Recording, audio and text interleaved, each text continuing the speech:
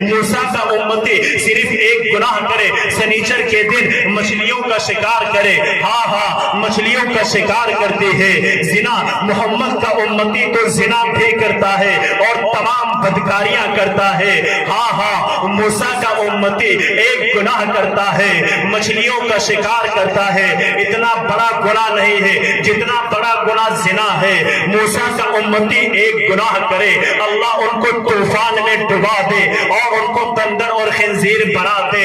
کیا وجہ ہے؟